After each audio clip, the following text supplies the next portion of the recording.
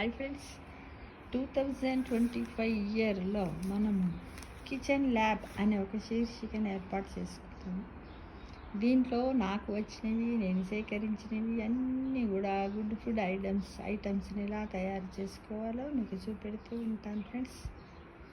చూపెట్టే ప్రయత్నం చేస్తాను కాబట్టి మీరందరూ కూడా వీడియోను స్కిప్ చేయకుండా చూడాలని కోరుకుంటున్నాను. ఫస్ట్ ఇదేంటిది, కిచెన్ ల్యాబ్ లోపల మనము మొదలుపెట్టే తెలుసా ఈ వంటకము ఎక్కడిదంట? గుజరాతీ వంటకం అంట ఫ్రెండ్స్. ఇదేంటిది? గుజరాతీ వంటకం. అయితే తెల్ఫా ఏంటి కావలసిన పదార్థాలు? మెంతి కూర కట్ట 1, గోధుమ పిండి 1.5 కప్పు, శనగపిండి 1/2 కప్పు, కారము ఉప్పు 1/2 స్పూన్, కారము పసుపు 1/2 స్పూన్, జీలకర్ర పొడి 1/2 స్పూన్, గరం మసాలా 1/2 స్పూన్, ఆవాలు 2 స్పూన్లు, అల్లం పేస్ట్ స్పూన్, పచ్చిమిర్చి పేస్ట్ స్పూన్, ఇంగువ చిటికెడు, పెరుగు 1/2 కప్పు, నీళ్ళు, నూనె, ఉప్పు తగినంత.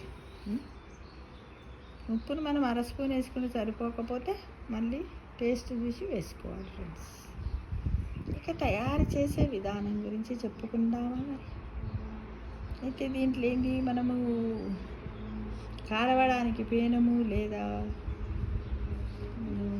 ఫ్రై పాన్ అంటాం కదా, దాంట్లో అయినా కాల్చుకోవచ్చు. మొట్టమొదట మెంతి కూరను కత్తిరించి శుభ్రంగా కడిగి ఒక గిన్నెలోకి తీసుకొని అందులో పసుపు, కారం, జీలకర్ర పొడి, గరం మసాలా, ఆవాలు, పచ్చిమిర్చి, అల్లం పేస్టు, ఇంగువ కలప, పెరుగు, ఉప్పును కూడా కావలసినంత జత చేసి కలపాలి. ఇంకా గోధుమ పిండి, శనగపిండిని కూడా దాంట్లో చేర్చి అవసరమైనంత నీటిని జత చేసి చపాతీ పిండిలాగా ముద్దలాగా తయారు చేసుకోవాలి. కొంచెము నూనె కలిపితే మెత్తగా ఉంటుంది. ఈ పిండిని చిన్న చిన్న ముద్దల్లా చేసుకొని చపాతీ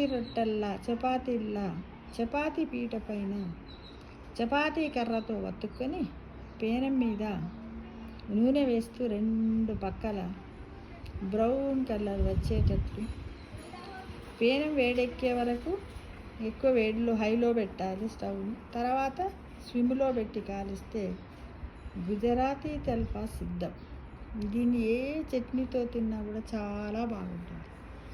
ఊరగాయ పచ్చడితో కానీ, కొబ్బరి పచ్చడితో కానీ, అల్లం చట్నీతో కానీ, చింతపండు పచ్చడితో కానీ, టమాటా పచ్చడితో కానీ, దేనితో కానీ వేడివేడిగా తింటే బాగుంటుంది.